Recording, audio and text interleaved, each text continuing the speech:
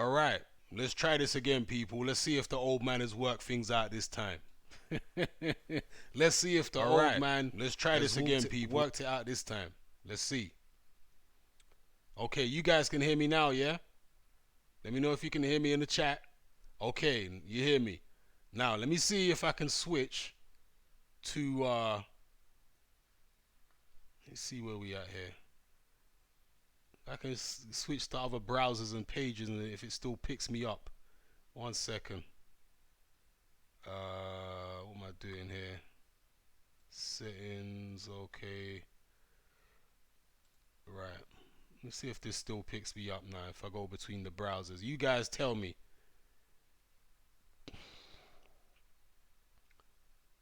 This is a browser I want to use, so let's see. Okay. Yeah. You can still hear me now, yeah? Everybody can still hear me?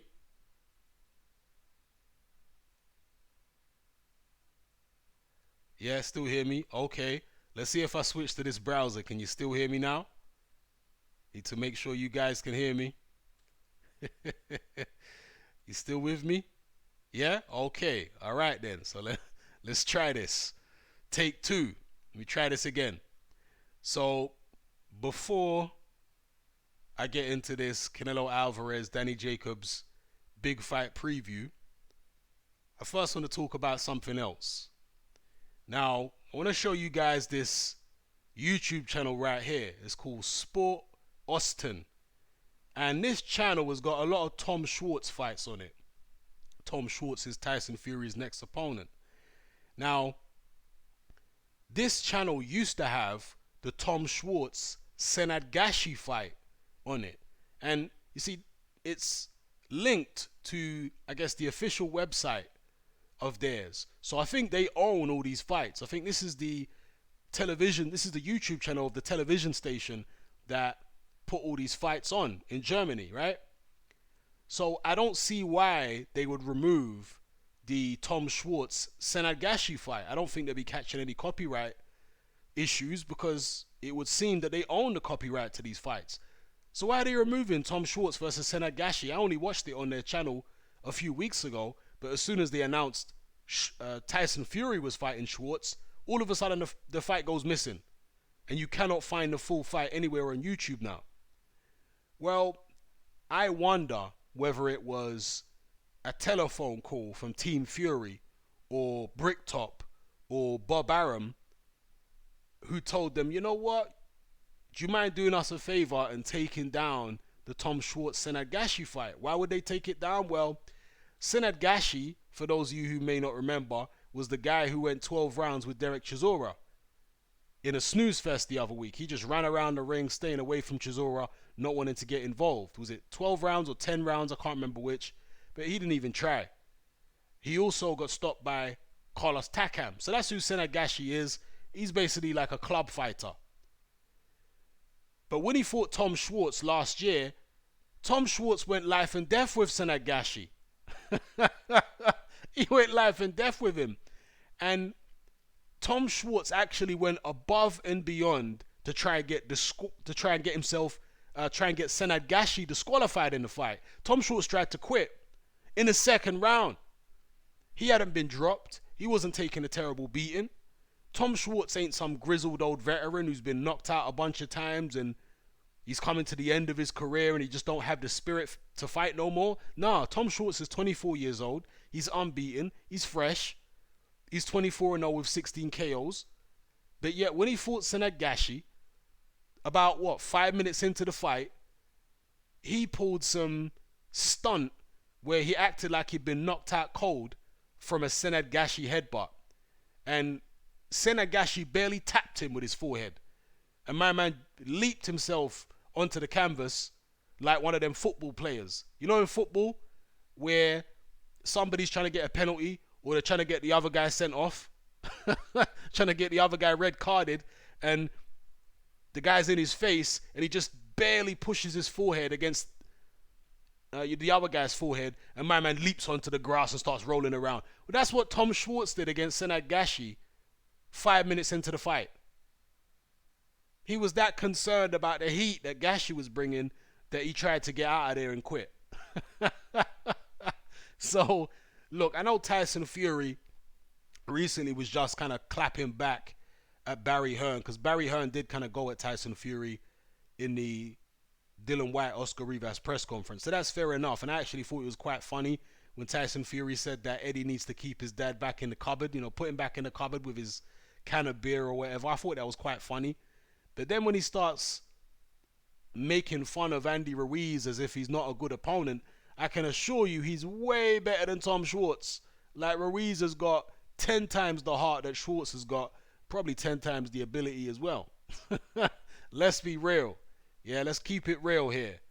And again, you tell me why this channel has now removed the Tom Schwartz fight. They had it on there. It was on there for like, what, a year? They had the fight up, and then shortly after Fury Schwartz is announced, it goes missing. What's that all about? Let the world see the fight. Stop hiding it. I don't know what Brick Toppers told you to do, or Uncle Bob, or maybe Team Fury, MTK, I don't know. But let the people see the fight. What are you hiding it for? For those of you who do want to catch it, it's still available here on Daily Motion. Yeah? This is Tom Schwartz trying to win an Oscar for his acting in the second round against Senad Gashi. So go watch it on Daily Motion before it gets removed. Go download it. This individual's got a YouTube channel where he uploads a lot of fights. So yeah, go watch it on there. Pretty hilarious stuff. I mean, even if you don't really care about the back and forth between Tyson Fury and Barry Hearn, this fight is hilarious as it is.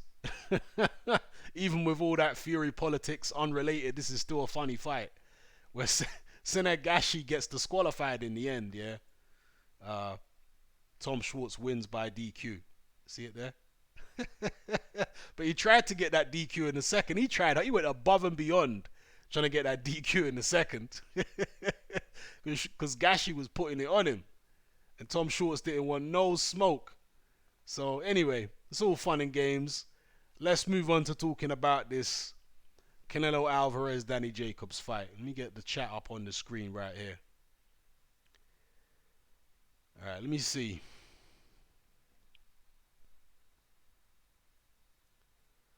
Let's get this chat on the screen.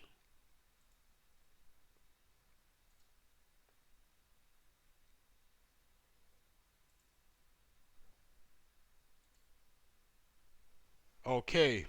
Shout out to everybody. Who we got in the chat room? A whole heap of people here. Let me pick out some names. Afro Soul, big up, big up, big up. Soul Ram, Richard Luca, combing his headpiece. Yes, yes, yes. Okay, Ethan, Sam, the Texan, Tao. Okay, Donovan, Tom, big up.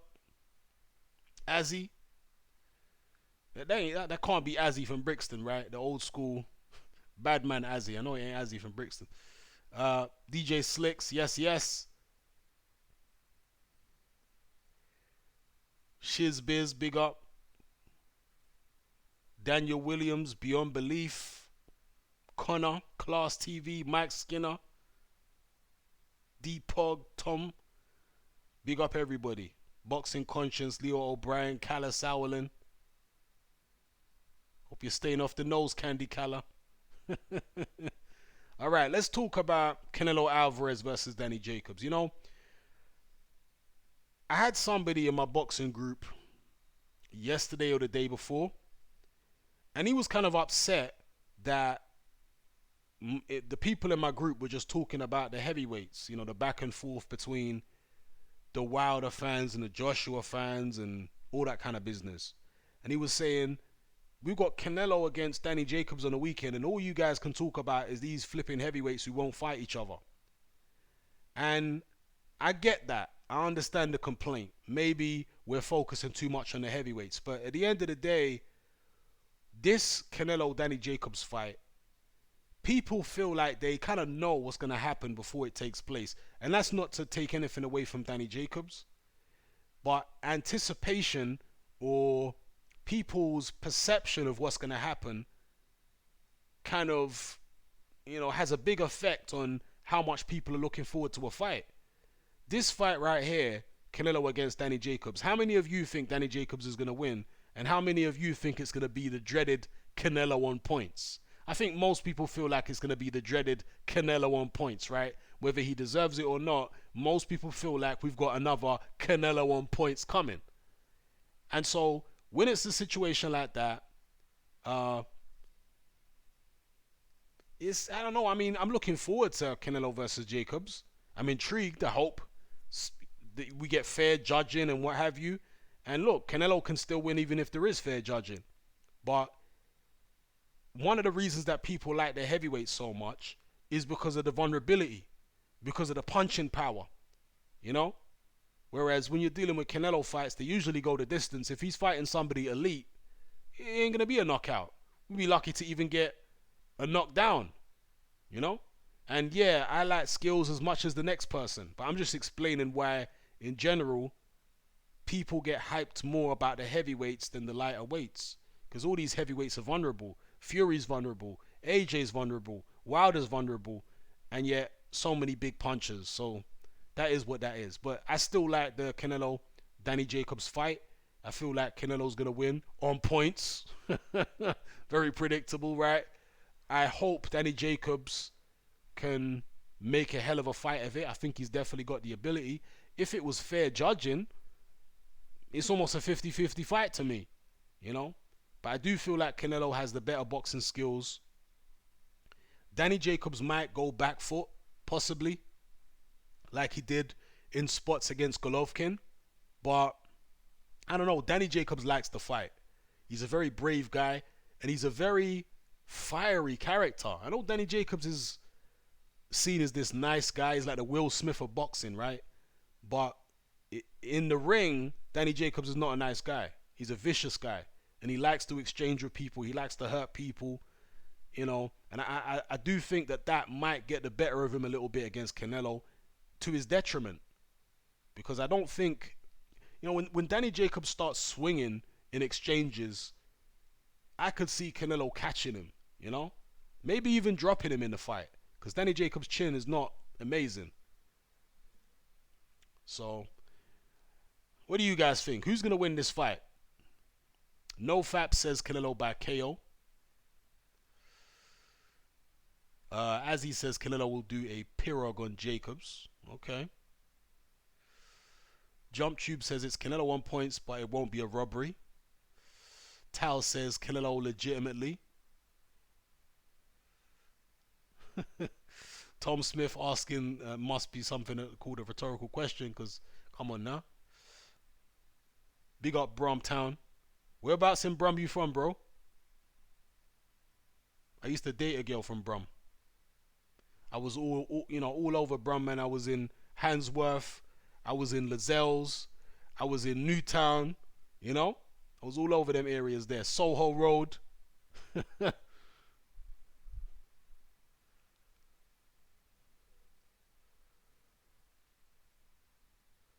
Right, the Texas says Canelo on points, the ultimate poll choice in the Hatman group for anything. Exactly. In the boxing group is Canelo on points. Even if Canelo's not even part of the poll, Canelo on points will always come up as an answer for somebody. Henry Atkins, big up.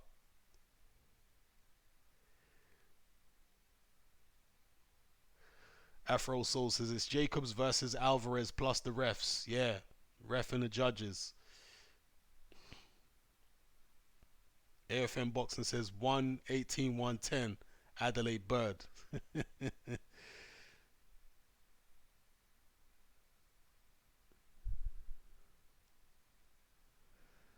Afro Soul says Hatman has dated a chick from all the ends in England.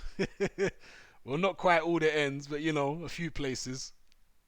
A few places.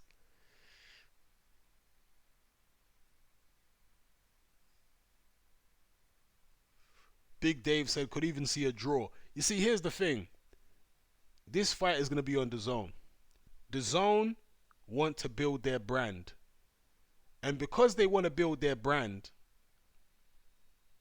they might want a controversial situation where they give Danny Jacobs a decision because then they can have a rematch. You know, Canelo and Jacobs rematch. But then again, they want the Golovkin fight too. But if the Danny Jacobs fight is exciting, and we're gonna see excitement from early, you know, I mean, it all depends on how much collusion there is between the judges and the television networks and all that kind of business. But the politics might line up in such a way that they actually give Danny Jacobs a fair shake when it comes to the judging, because these are two DAZN fighters, you know, and DAZN are trying to build their brand. Would it look great for DAZN, or would it look bad for DAZN if they have, you know, like a robbery in this fight? If they have a fight where Canelo gets beat but yet somehow gets the decision, would that be good for DAZN? Or would it be better if Danny Jacobs gets a close points decision and Canelo has to come and bring, you know, try get it back again? Because DAZN are trying to push for subscribers. I mean, I saw the weigh-in earlier, and they were kind of shoving each other at the weigh-in. And yeah, when fighters are getting tetchy because they're trying to make weight, things like that can happen. But at the same time, I did, in the back of my cynical mind, think, is this just John Skipper or whoever having a little word in Canelo or Danny Jacobs' ear saying, you know, spice it up a little bit at the weigh-in? We're trying to push them subscriber numbers. Is that what it was? Or was it just genuine tempers flaring at that weigh-in? Let me know what you guys think about the pushing and shoving between Canelo and Danny Jacobs at the weigh-in.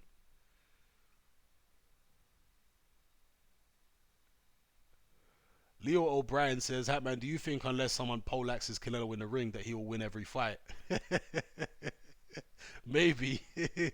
You know, I was watching Dwyer's video today, one of Dwyer's recent videos about Canelo Jacobs, and Dwyer was saying that as good as Canelo is, he's never been a guy who's been dominant for a particular period. You know, like when Roy Jones was in his prime, he was dominating people. Like if you saw Roy Jones in a competitive fight, it was a shock. Mayweather was dominating for a period. If you saw Mayweather in a competitive fight, it was a shock. Canelo has never been that. Canelo's always been in competitive fights. He's always, you know, had opponents give him trouble and all this kind of business. But at the same time, Canelo has gone on to beat people who were dominating in the way I've just described. Like, for example, Golovkin was dominating. Yeah? All these different people. He wasn't fighting necessarily the greatest middleweights you've ever seen, but he was dominating for quite a long period and just blowing people out and destroying people. But Canelo went in there and he gave Golovkin a tough time. You know, both times. So whether you think Canelo won or not, he certainly made it closer than most of Golovkin's other fights other than the Danny Jacobs fight. So Canelo can box, but I think his lack of work rate for a lot of his fights throughout the years has kind of created a situation where it's been tight on the scorecards.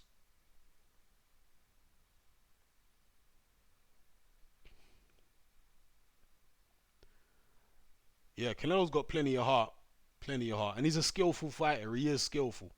And I was actually impressed by his stamina in the Golovkin rematch, because I've never seen him work as hard as he worked in that Golovkin rematch. And he pushed Golovkin back, so that was impressive.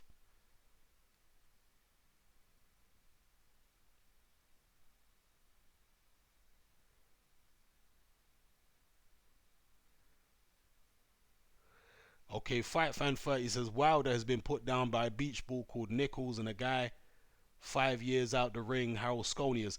Well, nah, Dustin Nichols didn't really knock Wilder down. People always say that's a knock. That's not a knockdown. And Wilder tripped over his own feet. That wasn't a knockdown. The Harold Sconias fight, excuse me, the Harold Sconias fight was a legit knockdown. There's no footage of it, but there are some pictures of it, and there are several ringside reports. You know, journalists who were there who said that it was a legit knockdown and Wilder was hurt. So the Sconias was a knockdown, but that Dustin Nichols thing, nah, man, I've watched that many times. That was no knockdown. But that was a terrible opponent, right? That Dustin Nichols was over 400 pounds. He's over 400 pounds. He literally, I mean, you think Andy Ruiz looks fat. Hey, Dustin Nichols literally looked like someone they dragged out of a bar somewhere. They look like someone they took from an eating competition and threw him in the ring against Deontay Wilder. That did look crazy. That Dustin Nichols guy.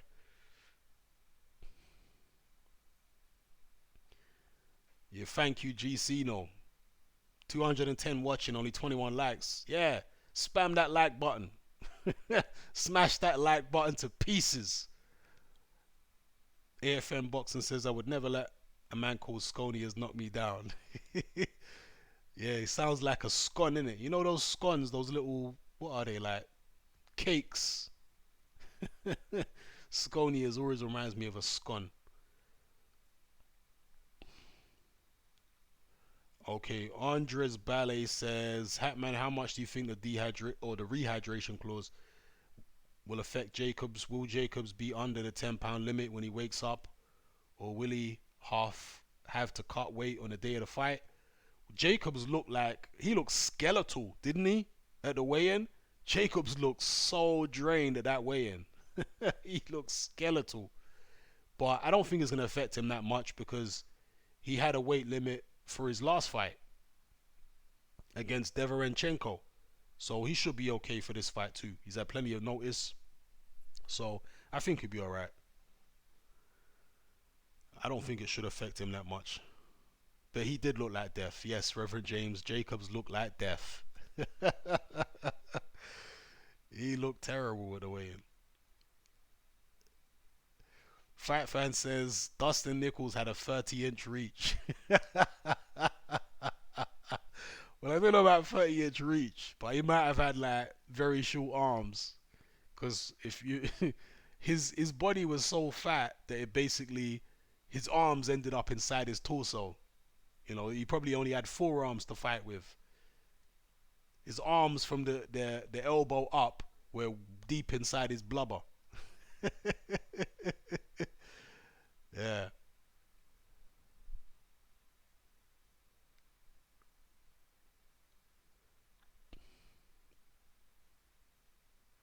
Class TV says that Jacobs is the first openly bisexual world champion. What? Don't know where you heard that, bro. That's, AFM Boxing says 30-inch reach and a 300-inch waist. Yeah, something like that. Bobby Schmurder says make a poll. Hatman Boxing. Will Canelo get robbed tomorrow? I can't see Canelo getting robbed. If Canelo loses, he'll lose, I think, legit. I'd be amazed if he got robbed. Then again, you never know. Maybe they want that kind of theatrics on the zone. That kind of dramatic story where Canelo has to go get it back. Those kind of trials and tribulations, you know?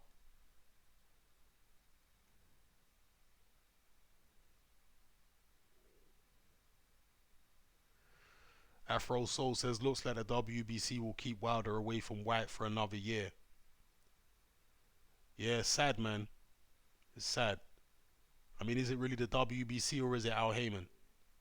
I think it's probably Al Hayman. I mean, I think it's Al Hayman pulling the strings of the WBC. That's what I suspect. Jason Perez, big up, all the way from NYC. Yes, yes.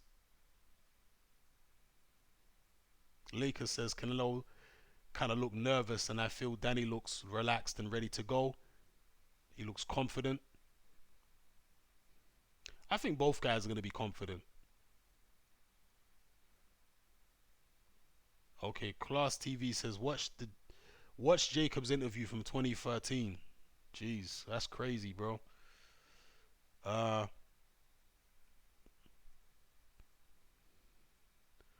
Afro Soul says Al's definitely pulling the strings for sure.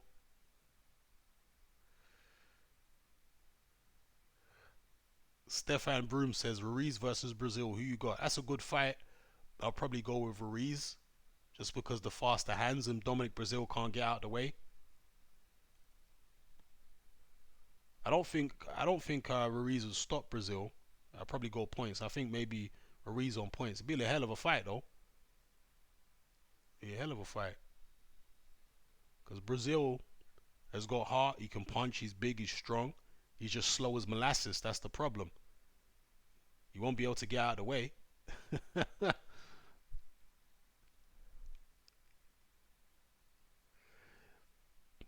Okay, G90 says too much the zone money at stake. Canelo wins by decision.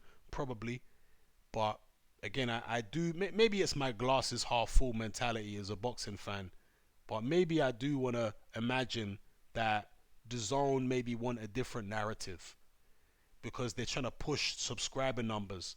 So controversy sells. That's the old adage. So maybe they think, oh well, let's have some fair judging. So if Jacobs wins, we'll let him win, and then we can have the rematch with Canelo. Because if Canelo just wins,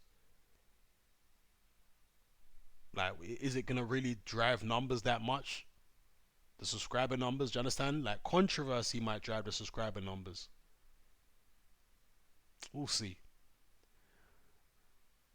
Lewis says Allen or Price. I think Allen stops in mid to late. I agree. I think Dave Allen beats David Price. David Price looked vulnerable against Tom Little. He looked vulnerable against Cash Ali as well. So I think Dave Allen should be able to take him out. Tal says, Hatman, do you think how Hayman is starting to look like a major obstacle to the major fights? Yeah, I do. Yeah, I do think he's looking like a major obstacle. I actually did a video about his contract. I saw Beats' video because I'm going to imagine that the same person who sent Beats that Al Hayman contract also sent me the contract on the 22nd of April. And I finally got around to doing a video about it after I saw Beats' video. I'm not going through the whole contract. I don't even show the contract on screen. I just show a screenshot of the email that was sent to me with the contract attached. And I give my take on some of the points that Beats raised in his video and some of the people that left comments, because he did a mailbag video following up, and they made a lot of good points about this Al Hayman contract. So yeah, Hayman is trying to keep it all in house at the moment and only risk his lesser fighters against fighters from other networks and fighters with other promoters. He's not really trying to risk his premium fighters, the Errol Spences and the Deontay Wilders and people like that. He's not trying to risk those guys against top guys on other networks with other promoters. At least not right now. He's got a different plan. So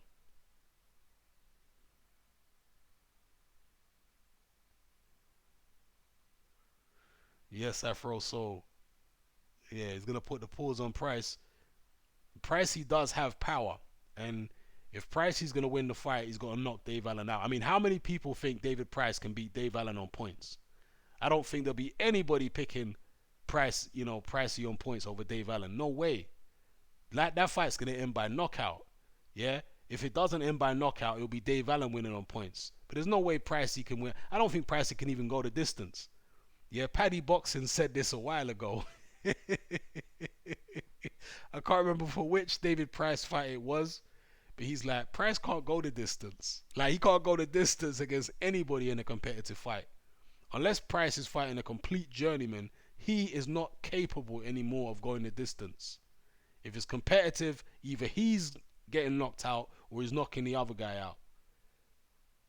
But he won't go the distance. So yeah, I can't see Alan Price going the distance. It's going to be a knockout. And looking at how vulnerable Price has seemed in his past couple performances, I'm going to say Dave Allen knocks him out. Dave Allen stops him.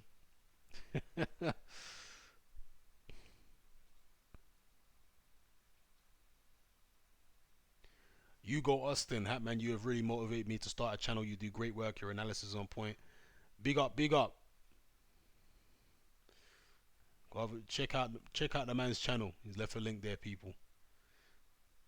DJ Slick says, Hatman, do you think Jacob showed fear with a head-to-head, leading to him to react how he did? Has he lost it mentally? I don't think either man has lost it mentally. I think both guys are way too experienced to be losing it mentally. I don't think anything you see at the weigh-in or the press conferences or anything like that is going to have any bearing on how this fight goes. Both guys are way too experienced at this point, and I suspect that that little argy bargy at the weigh-in was probably just a little bit of WWE style promotion to maybe boost the DAZN subscriber numbers, because they have to be making it known that it's only $19.99 for a whole month. You don't just get the Canelo Jacobs fight, you get a whole month of boxing. So I'm sure they're going to try to push that up as much as possible and get as many people on board at the last minute, you know. So now I don't think anything that you've seen at the weigh-in or the press conferences will have any bearing on the fight. I'm sure both guys are going to go into the ring 100% confident. Of course, you got nerves. Everybody's got nerves. In fact, the time when you step in a boxing ring and you've got no nerves at all, you know, you might not have the greatest night. You need to have a certain level of nerves. You don't need to be overwhelmed by nerves. But yeah, I'm sure Jacobs and Canelo are going to be 100% confident going in there.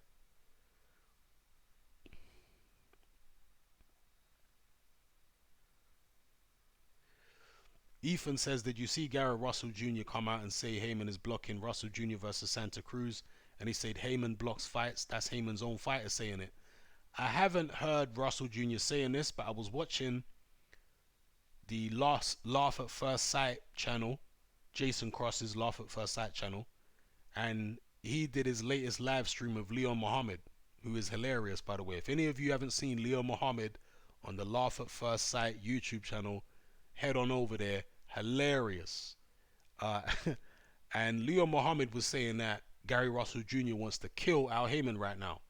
He wasn't elaborating on it, but he just kept saying that Gary Russell Jr. ain't happy with him. To be fair, Gary Russell Jr. don't have the greatest reputation as a human being, from what I've heard. Okay, I know a couple people in Vegas who live there, who are in the gyms in Vegas all the time, and they've said that when Gary Russell comes to their gym, the guy just behaves like an idiot, you know, and he's not a nice individual. And there's also the fact that Gary Russell had a street fight with Terence Crawford back in the day. So what I'm saying is Gary Russell seems to be quite an antagonistic character. So for him to be coming out saying something about Al Hayman, I take it on board, and I do think Al Hayman does block fights. But at the same time, I also have to take into account the fact that Gary Russell is a bit of a volatile type of character, it would seem. And is he blocking Russell Jr. versus Santa Cruz? Hang on, isn't Santa Cruz still an Al Hayman fighter? He's still an Al Hayman fighter, right? You guys tell me if I'm wrong.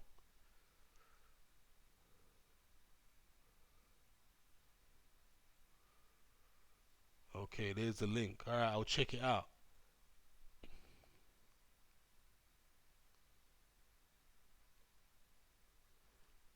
Okay, Judge Judy says, why haven't they brought DAZN to the UK? It's a very good question. A lot of people are asking that question. A lot of people are asking that question.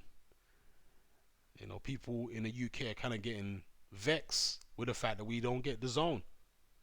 You know? Why don't we get DAZN? Why don't we get that value that the Americans are getting in other parts of the world, in Europe and Japan? They all pay this fairly cheap fee to get all this content. How come we can't get that?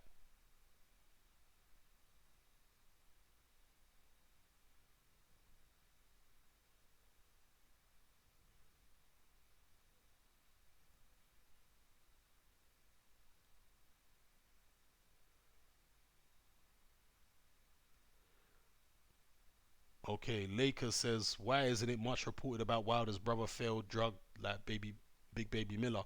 Has he been banned? Because Wilder's brother is a nobody in boxing. Like, nobody would even talk about him or mention him if it wasn't for the fact that he's Deontay Wilder's brother. So I think that's why his failed test hasn't gained as much publicity, because he hasn't fought anybody, he hasn't done anything. So most people don't really care until you've done something, until you have some kind of status. Most people are not really that interested in whether you failed the test. I'm sure there are lots of fighters who fail tests that we don't even hear about because they're not big names in boxing. So it doesn't really get reported like that. I remember, see, Eddie Hearn keeps talking about this Jarrell Miller failed test being the worst thing he's ever seen in boxing by way of a fighter taking multiple PEDs. But the worst thing I've ever seen in boxing was when Larry Olabamiwo failed a drug test. Because Larry Olabamiwo was caught taking something like 12 or 13 different banned substances. That was crazy. Larry Olabamiwo, 12 or 13 substances. He was getting stuff imported from China. Yeah? Off the internet and getting it delivered to his house. And somehow there was an investigation going on by one of the American commissions, I think it was. Yeah? So one of the American commissions was investigating it, and they ended up collaring him, and the British board found out, and yeah, Larry Olabamiwo got, what was it, a 2-year ban or something like that for taking like 12 or 13 different PEDs. He was on all sorts, man, steroids and all kinds of stuff. That's the worst one I've ever seen.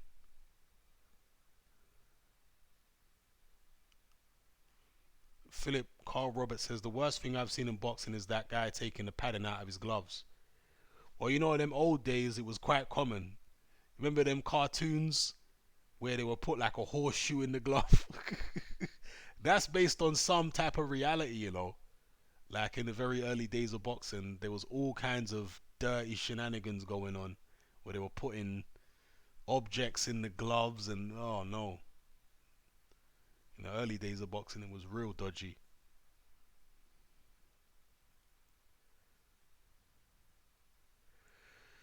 O'Neil Martson says, Hatman, who is the best heavyweight from South London? What, right now? Well, it's obviously Dylan White right now.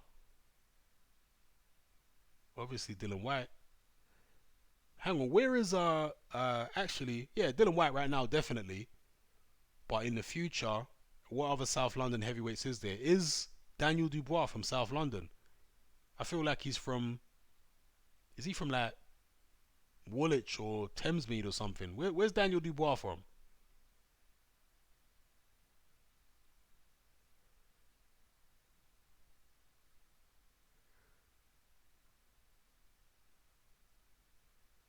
He's from Greenwich. Okay, so he is from South. Okay, yeah, he is from South.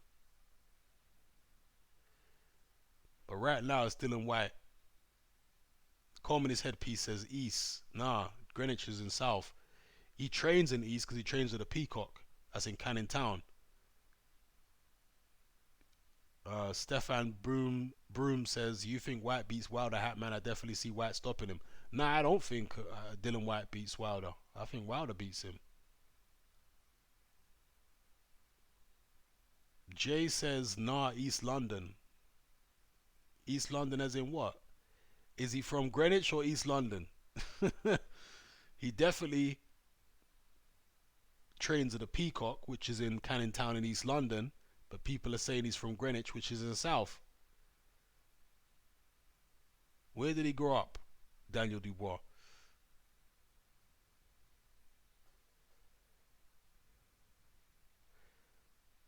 Nathan Sterling says, do you think someone should tell Chisora to pack it in before his marbles are marbleized? I actually think Chisora looked alright against Gashi. I know a lot of people were not impressed and they felt like it was a listless performance, but I saw some technical changes there under Penfold, his new trainer. So if he gets, beaten again in dramatic fashion, I would then advise him to call it a day. Yeah. Okay, Jay says he trains in East but grew up in South. Okay, alright.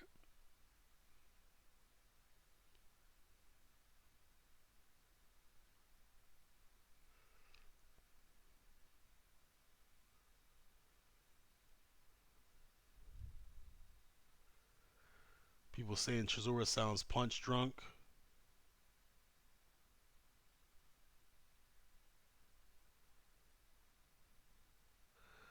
Okay, Andres Ballet says, we haven't heard anything about Yard versus Kovalev for a while. Do you think the fight will happen even with all the money that's on the line? Wake me up when we get there.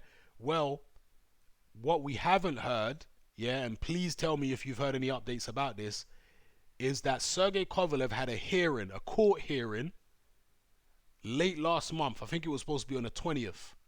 He had a court hearing because he has that case hanging over his head where that woman claims that he assaulted her and punched her in the face and broke her nose and kicked her dog and all that kind of stuff. And he was supposed to have a court hearing in late April. I haven't heard nothing about the court hearing because that court hearing was going to decide whether formal charges would be brought against Sergey Kovalev. In which case, you know, he'd either cop a plea or go to trial. And if he lost, he was looking at, I think, 2 to 4 years in prison. But these boxers never seem to go jail anymore. Back in the days, boxers would go jail when they caught these cases. But these days, somehow, the people, either the lawyers that these boxers have got a way of making these cases disappear. I don't know how they do it. Because some of them are catching some pretty serious cases. Like Adrian Broner's had some fairly serious cases. But they just seem to disappear. This guy never goes jail.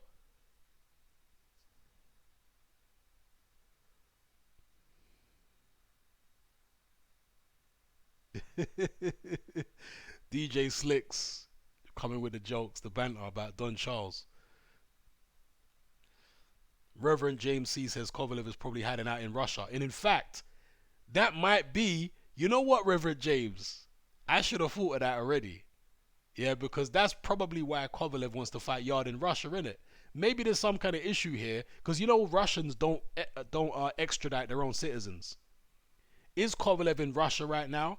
Maybe he's trying to get over to Russia, and that's why he wants to fight Anthony Yard in Russia, because he don't want to stay in America to try to go to prison. That could be why, you know. That could be why. Trying to get the hell out of the country. Because if he gets out of the country and he gets into Russia, Russia do not extradite their citizens. It don't matter what America says, Russia ain't letting Kovalev go for nobody. They don't do that. That's their policy. They don't let their citizens. Because remember when they've had like poisonings and stuff like that. I remember when there was a former Russian citizen, Alexander Litvinenko, who it was claimed was poisoned by, you know, the Russian government or whatever. They poisoned him with some kind of radioactive substance, and it was a couple of days after he got his British citizenship.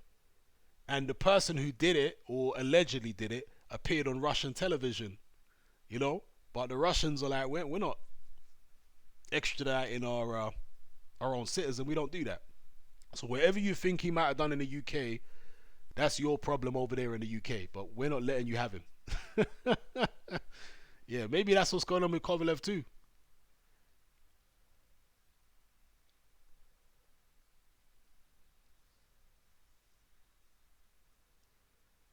And what's going on with Nathan Gorman right now? Bricktop keeps talking about an announcement and that Nathan Gorman hasn't been forgotten and he's still going to be part of the little situation that's developing over there on BT Sport, where they got Joe Joyce and they got Dubois. Let's hope he's going to announce that 2 of those guys are going to fight each other in June or July. I don't like when Bricktop starts talking about, oh, I'm going to build it up into a big arena fight or a big stadium fight for a world title somewhere down the line. We don't want to hear that, man. You know, we want to hear them fighting now. Ethan Hanley says, I have heard rumors of Gorman versus Joyce on July 13th. I mean, I would much rather Joyce versus Dubois. Much rather Joyce versus Dubois. Or even Gorman versus Dubois. Gorman versus Joyce, I mean, it's not a bad fight at all. But, I don't know, man. Lakers says Joe Joyce fighting Ustinov is a no-no for me. Yeah, and that's the thing. If Joyce is fighting Ustinov as just a tune-up, a stay busy, and he's already got a more serious fight lined up for July, that's cool. But if he's fighting Ustinov and no major fight materializes for him in July, then this is a big disappointment and a complete waste of time. So DJ Slick says, Hatman, the way you casually saying Bricktop cracks me up. I mean, isn't he just like Bricktop? I'm sure that Guy Ritchie, when he made Snatch, he must have based that Bricktop character on the guy we're talking about. At least partially. Because Bricktop comes from that, and I'm talking about, I don't mean the Bricktop in the movie, I'm talking about the Bricktop I'm referring to, right? He who shall not be named. Certain promoters, indeed, yeah? I'm talking about certain promoters. He comes from that unlicensed boxing background. That's how he started off, in unlicensed boxing. Promoting unlicensed boxing matches. Yeah, just like Bricktop in Snatch. And Bricktop, right, he who should not be named, certain promoters, he actually sued one of the newspapers for suggesting that he had gangster friends. Yeah, you go check that out. Go Google that. Go type in the certain promoter's name into Google and, you know, have a look at when he sued a certain journalist for suggesting that he had gangster friends. That he was still had, you know, he still had connections to the underworld.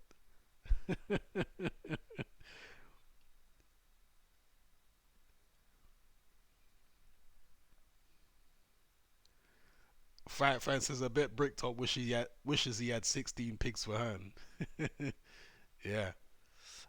Amon Singh says, Hatman, is winning the ABA is a sign of quality amateur, or is British level competition mediocre comparative to other national titles in other countries? That's a good question. I would say that British level now is pretty good. You know, if you would have asked me the same question 20 years ago, I'd say it wasn't that great. But these days, I'll say British level, you know, winning the national ABAs, that's a good sign. It obviously depends on what division it's in, because some divisions are tougher than others in different years. But I'll say it's a good sign. I mean, look at Dylan White and Anthony Joshua. They fought each other at novice level, and they've both gone on to achieve great things in the pros. So that's an example right there. I mean, if you're talking about, like, for example, in Russia, I would imagine the competition is stiffer in Russia. Yeah, to win become a national amateur champion is very tough there. Definitely very tough in Cuba. So there are countries where the amateur system produces higher quality fighters generally per capita than the UK. But, you know, British level amateur boxing, you know, British amateur boxing these days is in a pretty good place, and it has been for quite a while. Reverend James C says, it seems Sergey is pretending to be in Hawaii. Okay, that's interesting. Where did you find out the information, Reverend James C? Man's in Hawaii. What's Kovalev up to? Is he gonna try to swim back to Russia? Because Hawaii's in the Pacific, right? Maybe he's gonna try smuggle himself out, you know, to Russia.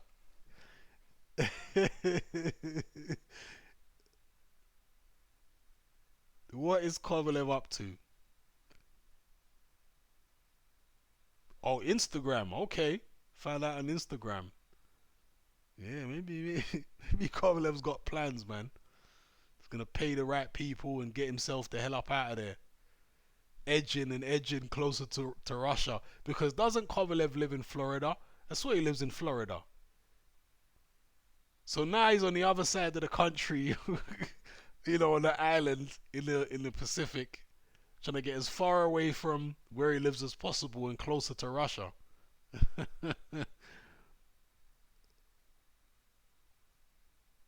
G Cino says it's a photo in front of Hawaiian caravans.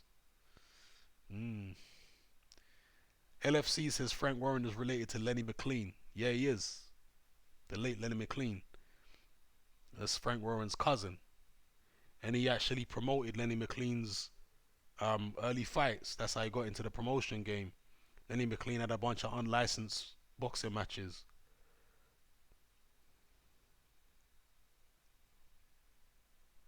Mike Skinner says he's going to Cuba. Yeah. Are Cuba and Russia still friendly though? I don't know. I guess they must still have some ties. LFC says Warren is related. Yeah, I know he's related to McLean. He's Warren is McLean's cousin. He used to promote McLean's uh, unlicensed fights.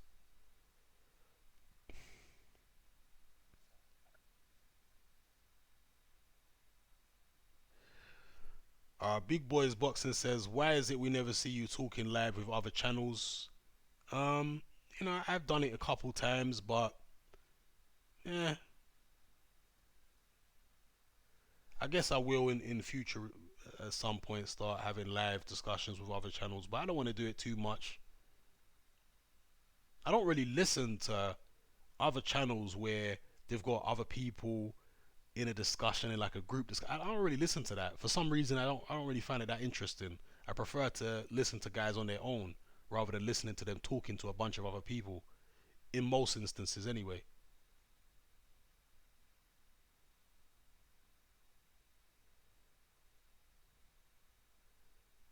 Now you ain't gonna die, Tommy McCarthy. A knock on your window. Don't go to the window. It's probably Pennywise or something. Don't go there. You learn something from them horror movies. You see in them horror movies, people are always moving stupid, doing the dumbest things. In horror movies, man, we gotta learn our lessons.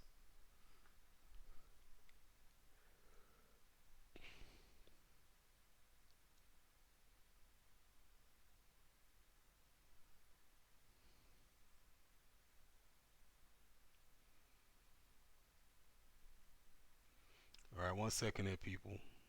Uh, why is my PS controller turned off? I'm gonna say, okay, at least battery's not dead. All right, what are people saying here? Yard Ramirez would be a good fight. Yeah, Yard needs to fight somebody with a pulse first before we know what's gonna be a good fight.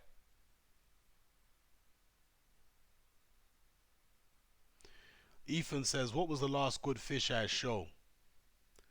The last fisheye show that was good might have been, I don't know. I mean, Dubois versus Latte was a laugh, but the show other than that fight was pretty terrible. But the main event was a laugh, right? It's quite funny for a couple rounds.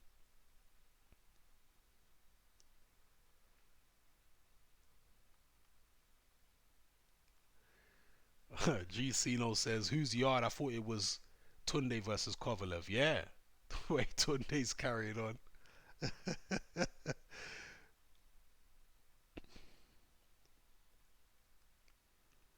Okay, Seamus says boxing has become too much about the business side. That's why we don't see the big fights. Wilder versus AJ, and that's why we see the likes of Mayweather versus McGregor instead. Yeah, there's a point there. You see, fighters have mastered the art of the hustle now. The fighters, the networks, the managers, the promoters, they have mastered the art of the pay-per-view hustle. In fact, Mayweather perfected the art of the pay-per-view hustle. He perfected that, and people have learned from Mayweather and have learned from other pay-per-view stars in the past, and they've refined their business model. They've refined their approach, and now it's all about maximizing the revenue to the utmost, and that can be frustrating for fans, no doubt about it. No doubt about it. Daniel Williams says Warrington versus Frampton was a good fish ass show. Yeah, That was a good while ago now. Who wins between Taylor and Baranchik and Inoue versus Rodriguez? Have I seen Baranchik fight? I think I have seen him fight. I rate Josh Taylor highly, but I need to go back and watch more Baranchik to tell you who I think wins. I'm sure I've seen him fight, but I can't remember who I saw him fight.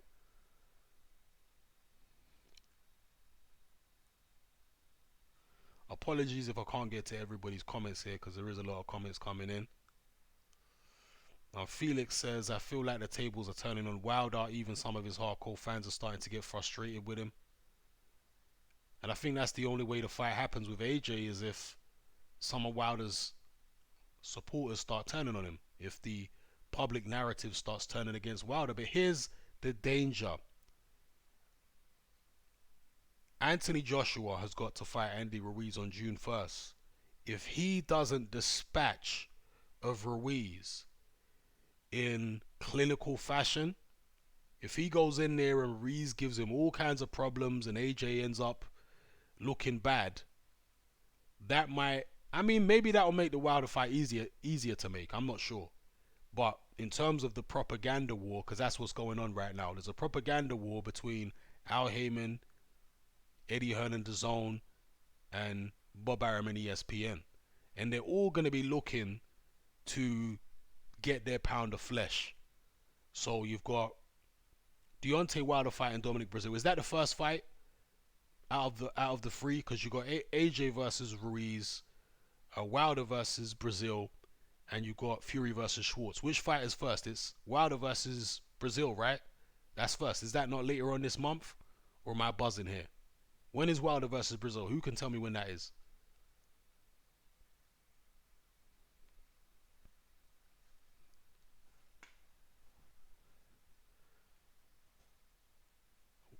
Wilder versus Breazeale is on which date? May 18th. Okay, so it is this month, right? So people are going to be looking at that, and you know Eddie Hearn's going to be looking at that fight. Fury's going to be looking at that fight, and they'll be looking to scrutinize Wilder, yeah, because we know that Joshua took care of Dominic Breazeale in 7 rounds and barely broke a sweat. So you can be sure that Eddie Hearn is going to be on that like a harbor shark. And if Deontay Wilder struggles in any way and doesn't do as good a job as AJ, they're going to be using that and saying, see, Deontay Wilder couldn't even deal with Dominic Breazeale the way that AJ did. But then when AJ fights Andy Ruiz, if AJ struggles there, then you're going to have Tyson Fury coming out the woodwork. You're going to have Wilder coming out the woodwork. You know? Big up, Connor. Shout out to you, bro. Have a good one.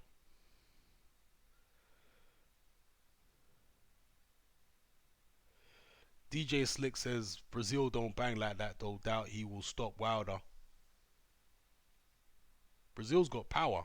It's just he's very, very slow. Extremely slow. But he's got power.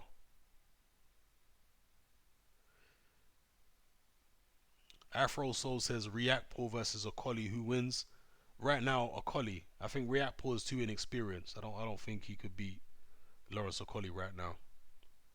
I don't think so. Not from what I've seen.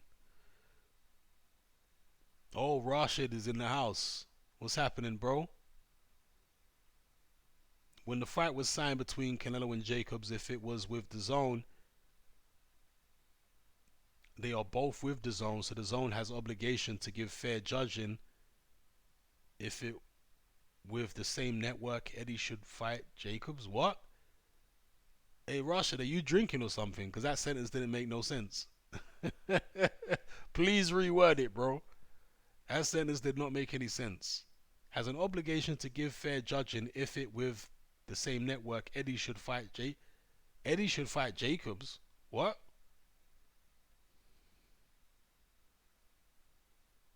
Seamus says, do you like Taboo's videos?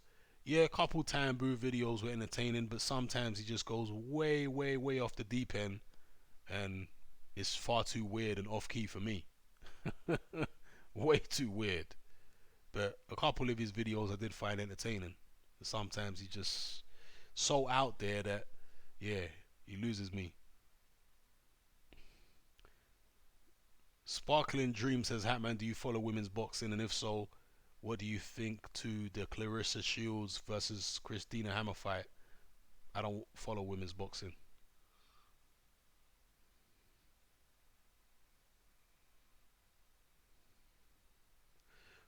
Daniel Williams says, training footage I've seen in Brazil, he's been working on his mobility and speed, but still going to be too slow.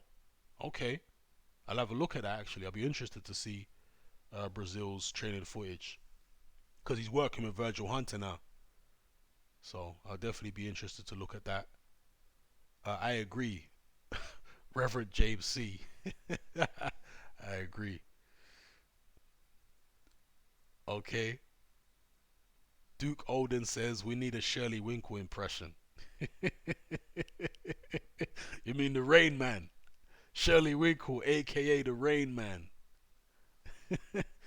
That's what he is, man. The Rain Man.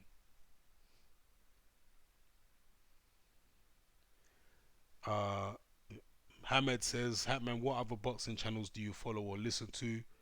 I listen to Beats. I listen to Dwyer. I used to listen to what's his name now? Tom. What was Tom's channel called? Uh, oh my God, Boxing Gossip. I used to listen to Boxing Gossip. I do listen to uh, the Boxing Voice occasionally, but I generally watch the Boxing Voice their interviews rather than when they do their podcasts where they're all arguing and debate. I don't normally watch that. Um, I just watch their interviews when they're interviewing people one on one. Occasionally, people will tell me about specific things that are said in the Boxing Voice podcast, and I'll tell them, I'll ask them whereabouts is it in the video. So I don't want to have to listen to 3 hours of people talking. Tell me which part of the video they say something specific, like if they've got Shelly Finkel on the line, or if they've got JD's on the line, or if they've got, you know, whoever from Team Ortiz on the line. Tell me what part of the video that's in, and I'll go listen to that specific bit. But, you know, I don't sit through 2 hours of them talking on the Boxing Voice. I don't do that, or anybody for that matter. But I do like the Boxing Voice interviews, a lot of them, yeah. I know people give Ness a lot of criticism, and I get it, I understand it. He's got a very abrasive kind of style, but some of his interviews are very good, you know. And he's got some classic interviews, like with Angel Garcia back in the days. Like, we can never forget, Yeah, I Love the Strippers. That's an all-time classic interview.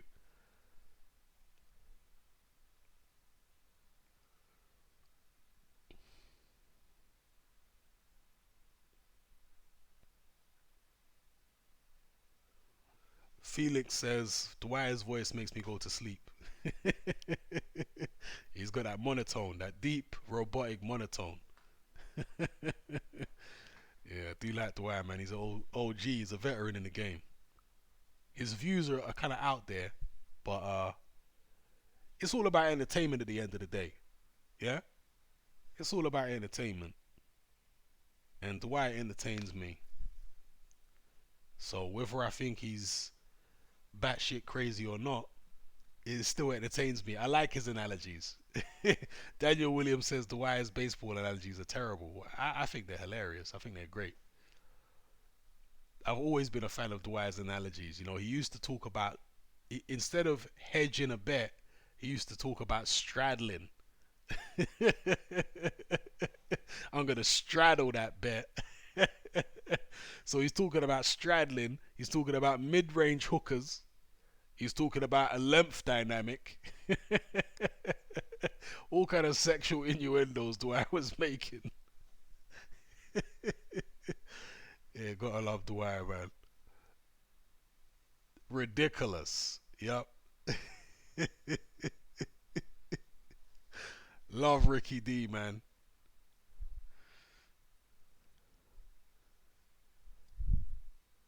What happened to Gossip? I don't know what happened to Gossip. You know, I wish I knew. But for whatever reason, he packed it in and went elsewhere. But yeah, man, I liked Boxing Gossip, man. I don't know what happened to him.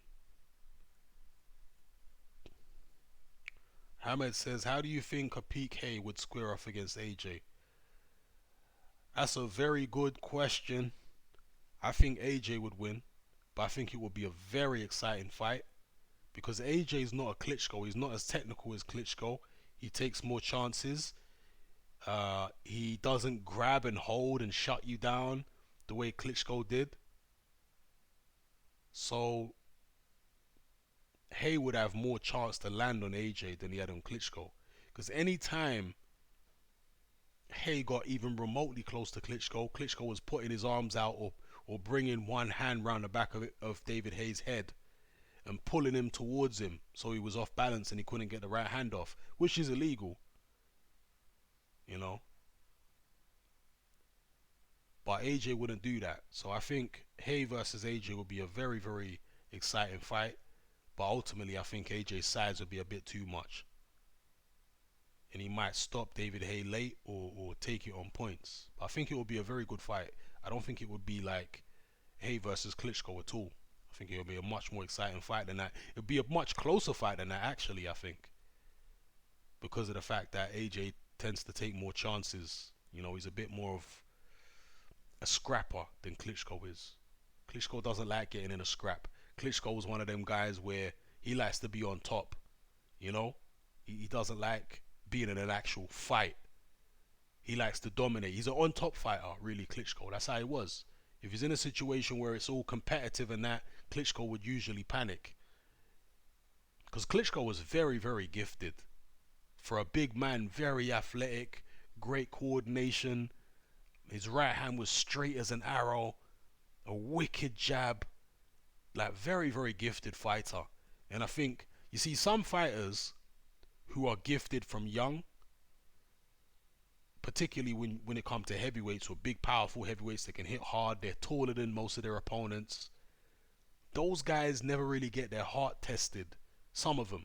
You know, some of them never really get their heart tested, even from a young age. Because can you imagine Klitschko in Ukraine back in the old days?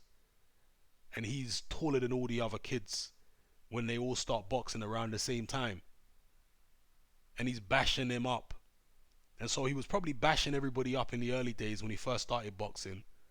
And he used to spar with his brother a little bit, alright? So he's learning there and he's getting a head start on some of the kids in the gym. And then I just get the impression that Klitschko was so talented and so physically gifted that nobody really tested his heart very often. So he got used to being the dominant person in the ring. From the amateurs all the way through the pros. He wasn't used to being in a fight. He was used to being in just a dominant position all the time. Common, his headpiece said pause. Yeah, I'm sure there was a pause needed there somewhere. I might have said something a little dodgy there.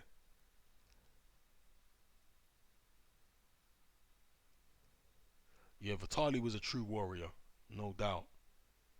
Vitali had all the heart. Felix says, Hatman, you should interview Coogan.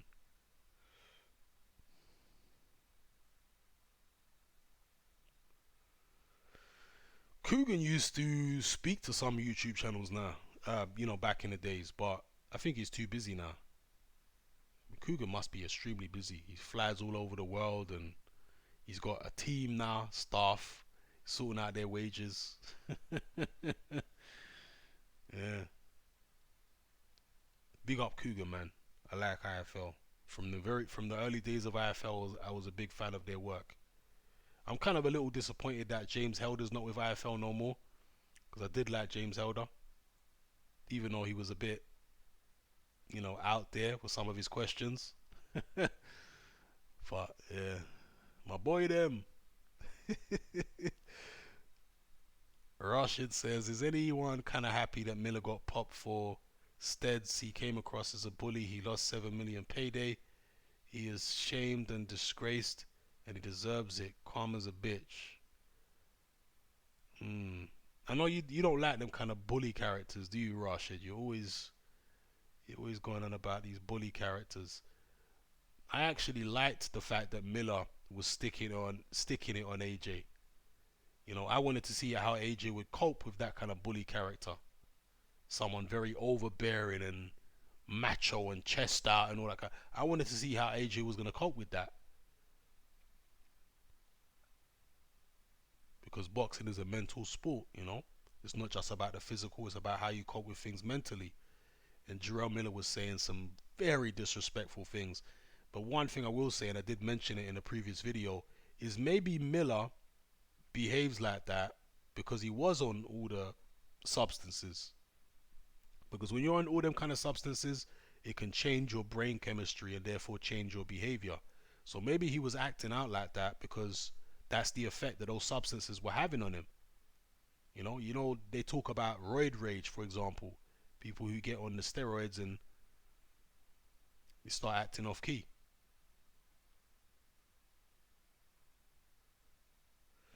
Coleman, his headpiece, says Lennox Lewis responded to Barry Hearn way faster than the 100M. He responded to Barry Hearn or Eddie?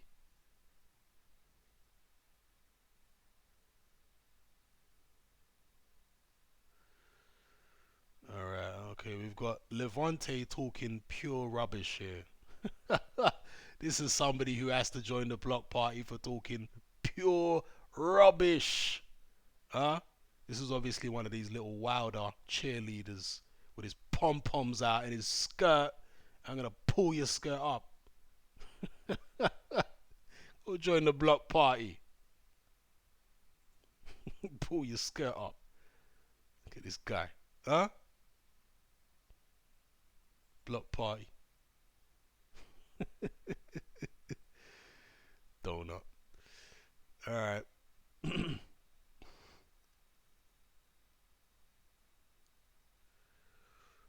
Junior Dole says, do you think Manny can stop Furman? No, I don't. I think Furman will beat Manny Pacquiao. I know people weren't impressed by Furman's last performance, but Pacquiao ain't been the same for years. So, nah, man, I got Furman winning that fight all the way.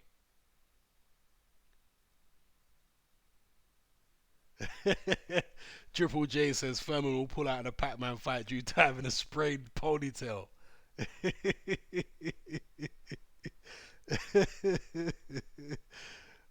You got jokes. Oh my gosh. Afro Soul says Lennox tweeted about the Barry slave comment and Dylan responded to him. Check his Twitter. Okay. Yeah, Lennox is looking kind of weak these days, man. He's looking weak. Here's the thing. I was a big Lennox Lewis fan as a fighter. I was a big fan of his through the 90s. But honestly, hand on my heart, I never liked Lennox Lewis as a person. I always thought as a person he came across like just not very likable.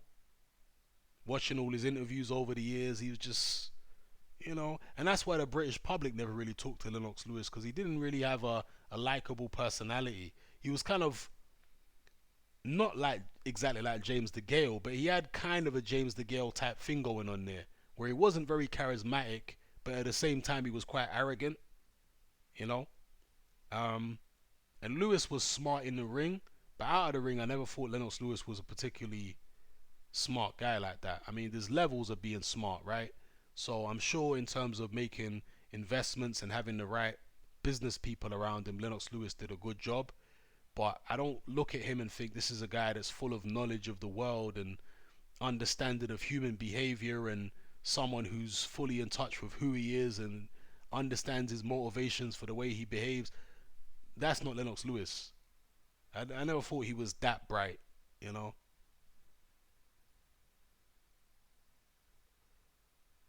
Never thought he was that bright.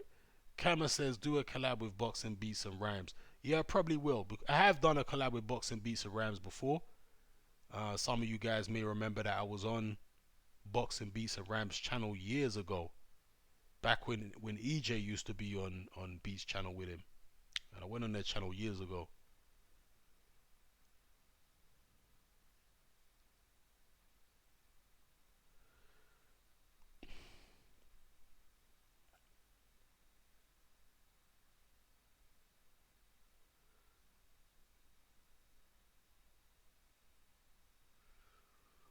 Okay, T Zane says, is it true that Miller threw 200 punches in round 11 of a fight? That's what I heard somebody saying. Was it Eddie Hearn who said that? Or was it Baby Ting who said that? One of them said that. Yeah.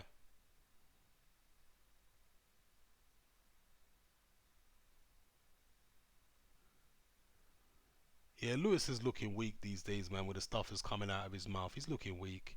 He was a great fighter, but yeah, the stuff he says, joke business.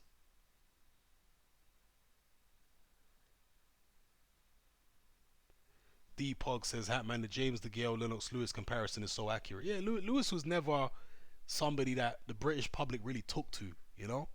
Because it's just his personality is just not there. Came across as arrogant and aloof, not a really funny guy, not a particularly interesting guy, you know?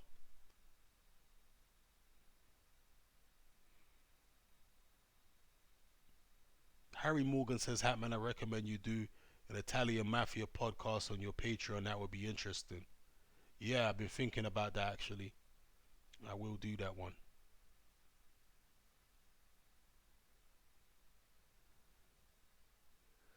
Yeah, Felix says Miller was taking more PEDs than burgers. Maybe. I mean, I'm surprised he didn't blame it on the burgers, right? Try to say it was the beef.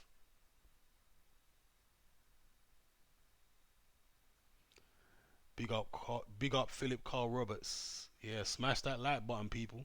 Spam that like button. Think of the person you hate the most, and then smash that like button as if you were punching them in the face.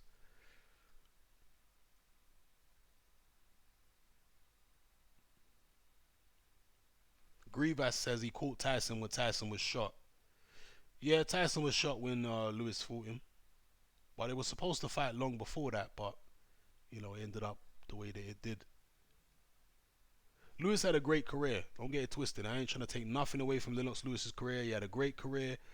A lot of great wins. He beat Holyfield. He beat Vitaly Klitschko, which, retrospectively turned out to be one of his best wins. That was a prime Klitschko when Lewis wasn't in his prime and he was coming off a long layoff and he was overweight and still managed to get the W. Um, when he beat Razor Ruddock, that was a big win. When he beat Andrew Golota, that was a big win. Golota was coming off them 2 fights against Riddick Bowe, where he got disqualified both times, but he really beat the crap out of Riddick Bowe. And that Lewis Golota fight, that was looking like a 50-50 in a lot of people's eyes. Yeah, I remember what the boxing press was saying at the time. They said these are the two best heavyweights in the world, you know? And Lewis just went in there and obliterated the guy in 90 seconds or whatever it was. So look, Lewis, a fantastic heavyweight, achieved a hell of a lot, but just as a human being,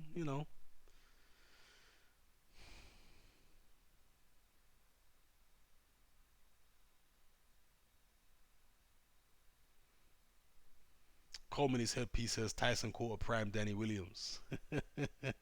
Yeah.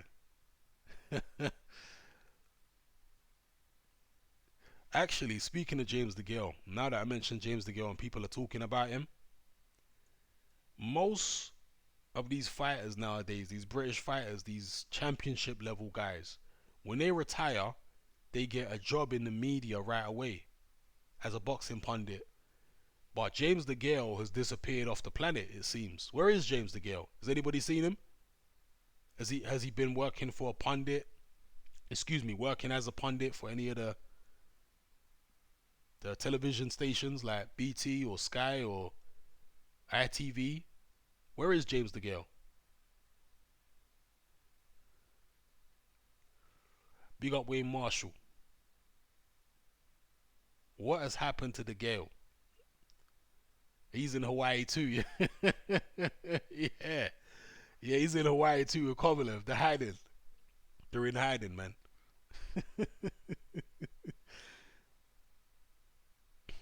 Boss Mode says Wilder versus Povetkin. Who wins? I think Wilder wins. I give Povetkin a chance, obviously, but I do think Wilder wins. I'm not gonna lie. But that's just an opinion. It don't mean I'm right.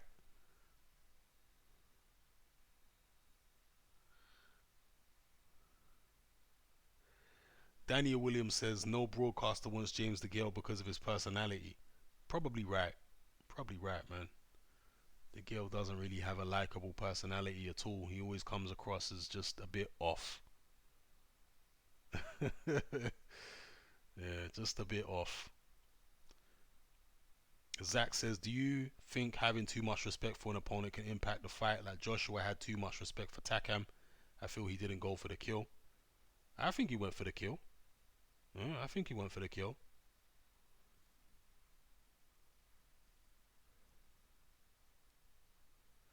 I think Joshua was just too heavy in the Takam fight. So he was pacing himself. You know, because what did he weigh? Like 250 odd pounds for the Takam fight? He was way too heavy.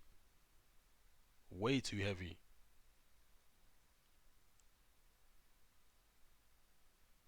Alright, we got some guy posting a Chinese link.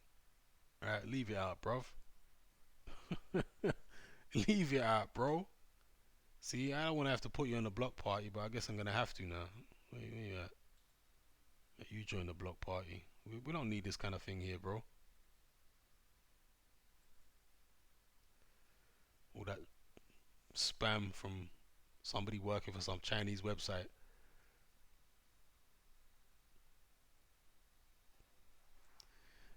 Forgive my ignorance. I can't tell if those characters are Chinese or Japanese characters, but it's somewhere out there.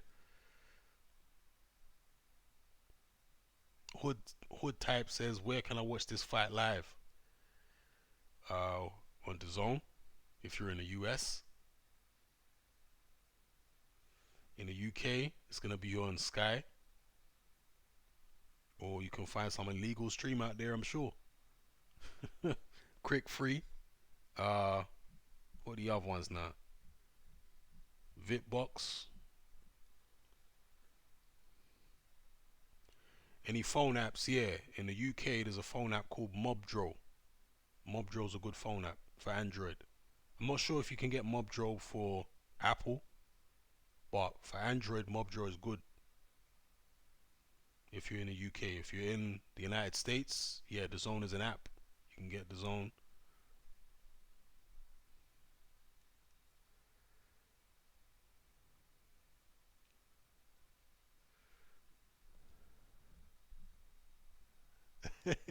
Combing his headpiece says, love ducking boxers community.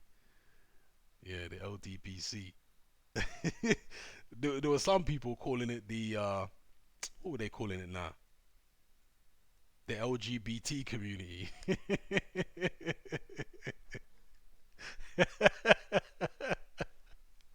That's what I think of, you know. LDBC is just like LGBT. Same thing, innit?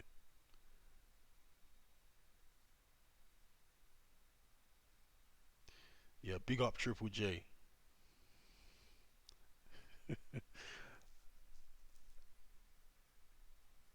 There's some funny guys over there in that LDBC, man. Funny guys. I don't even watch their videos, but occasionally I'll see like a suggested video, and I clicked on one. I don't know, I can't even remember what the guy's channel was called, but I clicked on one like a week or so ago, and this guy was talking so much rubbish. I only listened to about a minute. He was talking so much rubbish. I was like, man, these people are crazy. These people are bonkers. The stuff they believe is so out there, you know.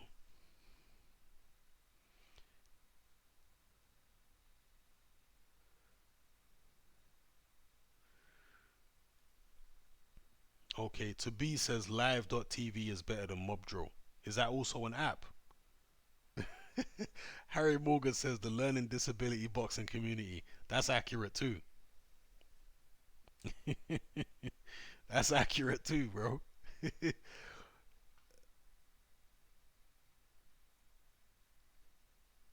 Okay, Ola says, bruv, this is so refreshing. Can we do this the same time every Friday? I mean, I can't promise the same time every Friday, but I'm going to try to do this more often, definitely.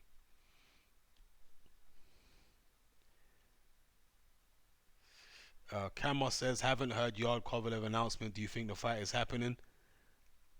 I'm not sure, but we were talking about this earlier, speculating about whether Kovalev is trying to flee the United States and escape potentially getting sent to prison for the alleged assault on that young lady, because he had a court case hanging over his head, or a potential court case. Yeah. So maybe he's trying to find a way out of the country so he can escape potentially getting convicted, you know? Boss Mode said, I watched your video about gentrification in Brixton. I see you on Cold Harbor Lane. I live on Moreland Road, not far from where you filmed. Alright, another Brixtonian. Hold tight, Bricky. SW2, SW9.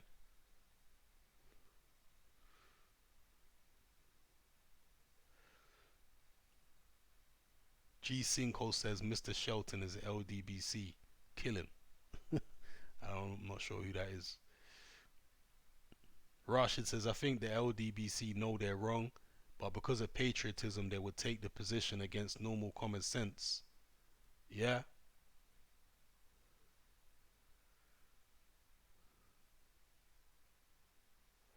Yeah, I can see that. Anyway, peeps, I'm going to catch some shot eye now, so shout out to everybody for tuning in. And, yeah, I'll catch you guys tomorrow, man. I'll upload some stuff and talk about some more stories within the world of boxing. And I'll try to do more live streams. I know you guys enjoy it, so yeah. Shout out to everybody. I'm out.